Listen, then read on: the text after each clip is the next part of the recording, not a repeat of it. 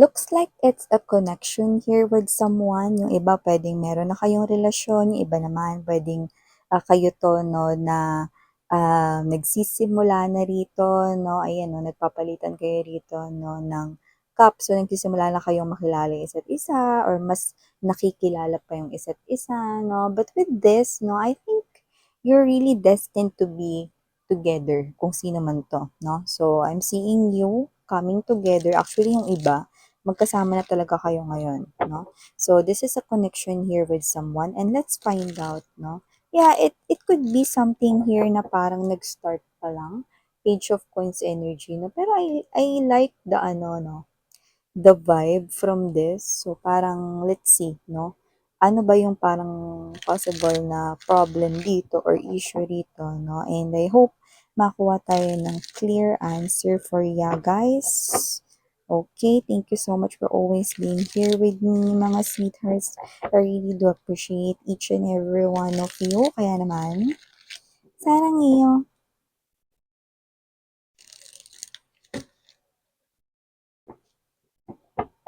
okay.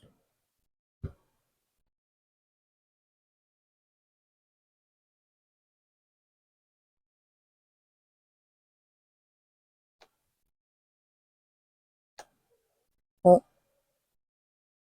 Megure?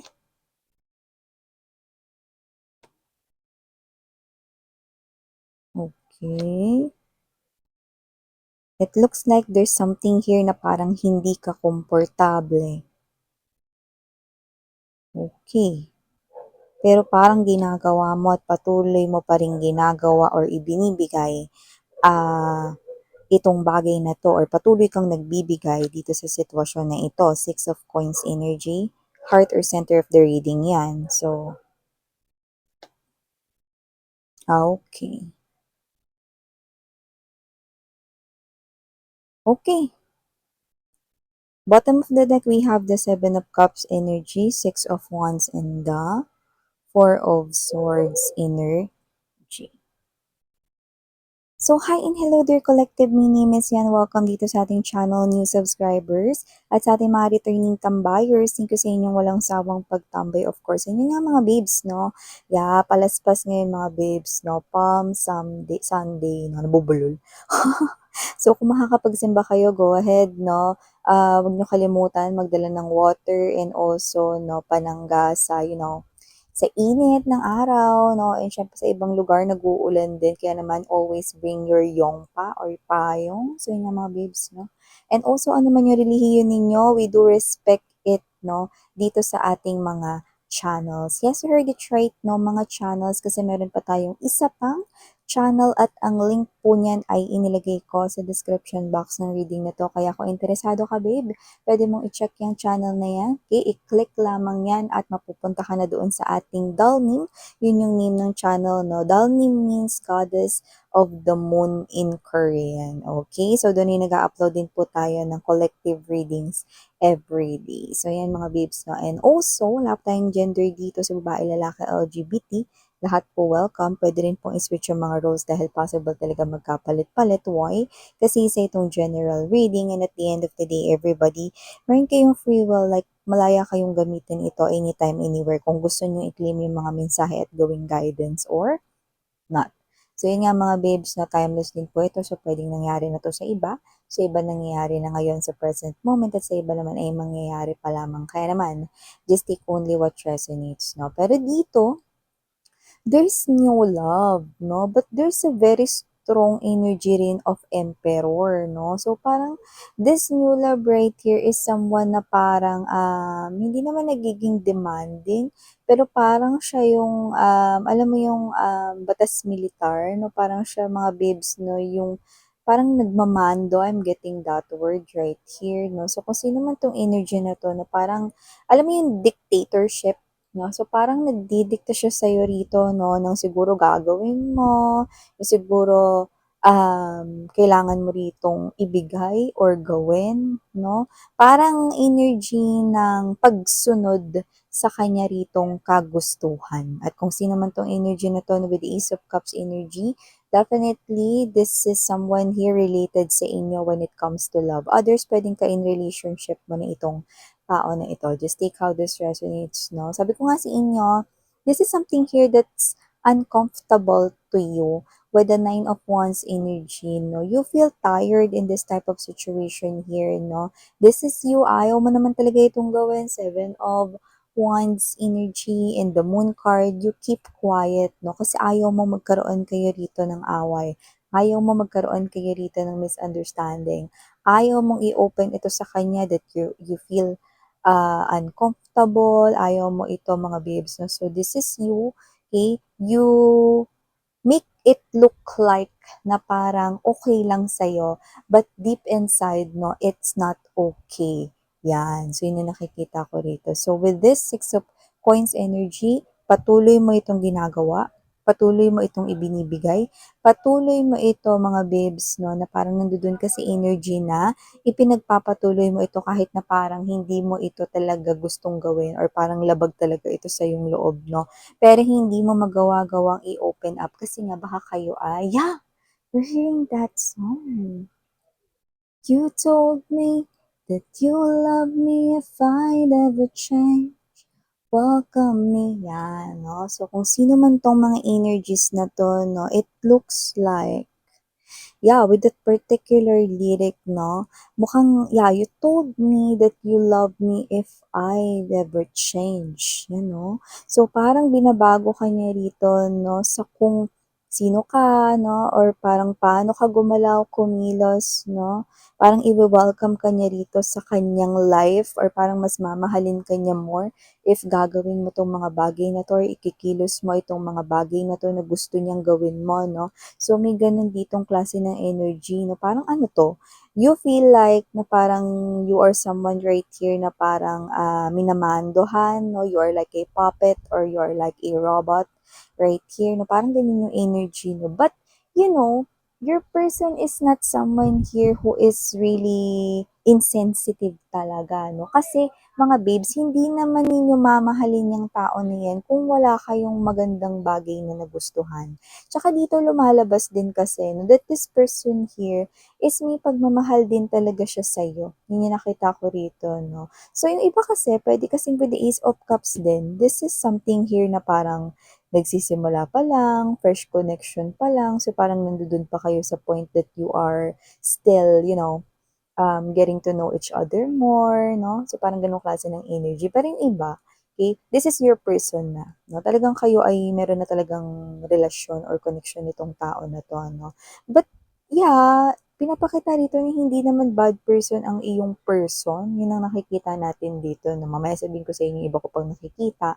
Pero yun nga, no? This person right here is someone na posibleng may mga sinasabi siya at gusto niyang gawin mo iyon. Yan, no? Pero yun nga, no, kailangan ba talagang magbago para mag-fit in or para mahalin tayo, no, ng taong mahal natin, no?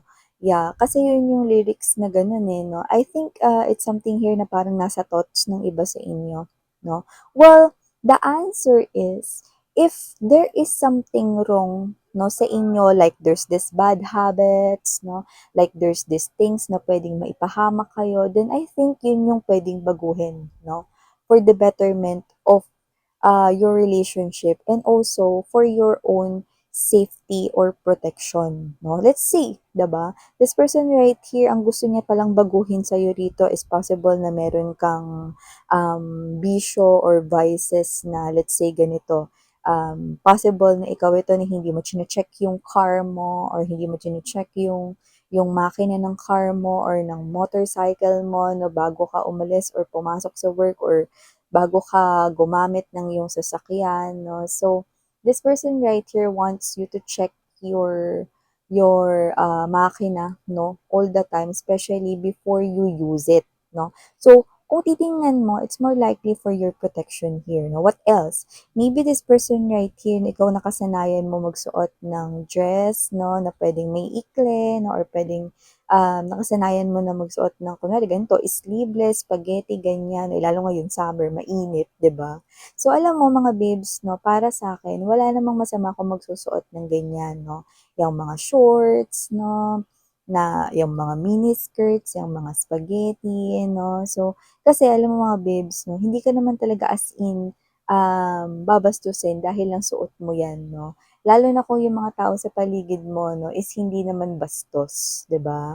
Kaya lang naman nagiging ganyan, no, it is yung mga tao kasi, no, na nai-involve sa mga ganyan, no, is yung mga tao na, alam mo yon, no, mga ano talaga, no, mga meron talagang hindi magagandang mga iniisip, no, mga maduduming mga iniisip, green-minded people, no. So, yan. Kasi hindi naman yung ititinda sa market, mga babes, no. Pansinin mo, no, ibig ko lang sabihin dyan, no, sa beach ba ikaw magpapajama ka?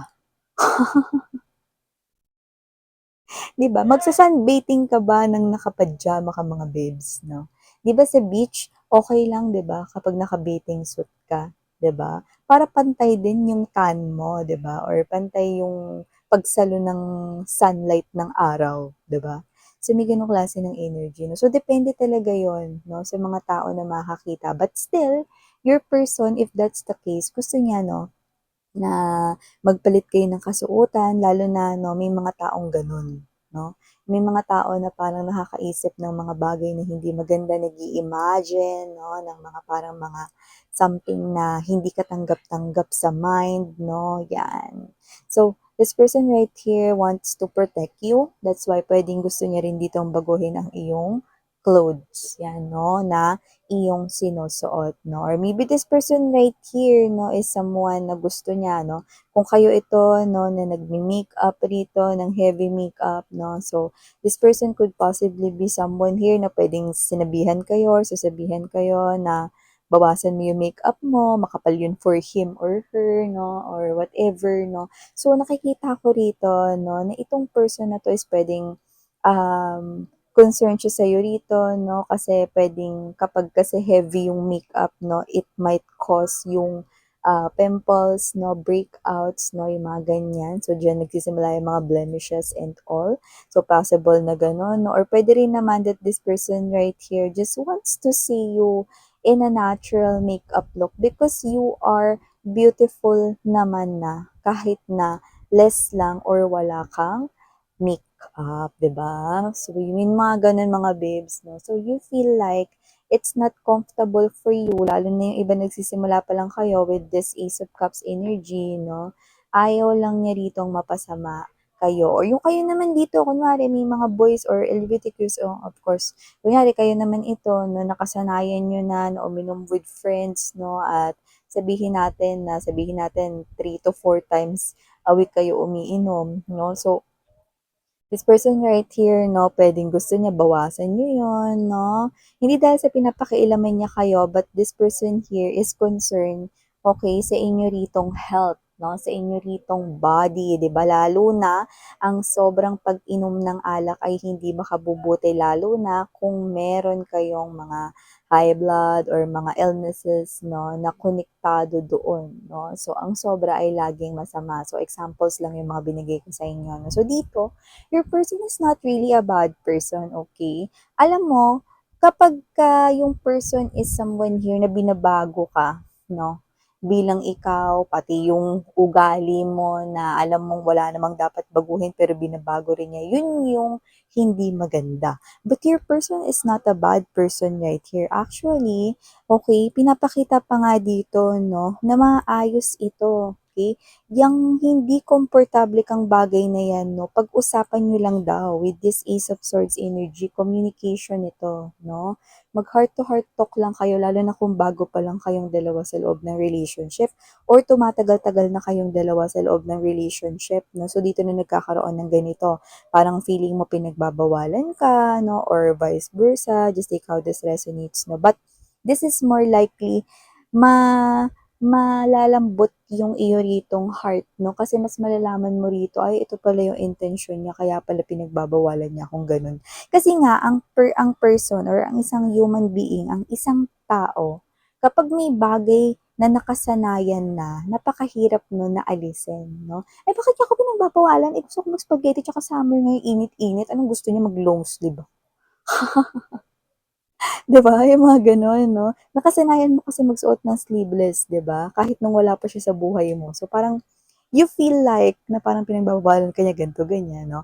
Or yung iba naman 'no, the guys out there na, "Bakit pinagbabawalan niya ako maglaro ng basketball ng ganitong oras, bla bla bla bla bla bla bla."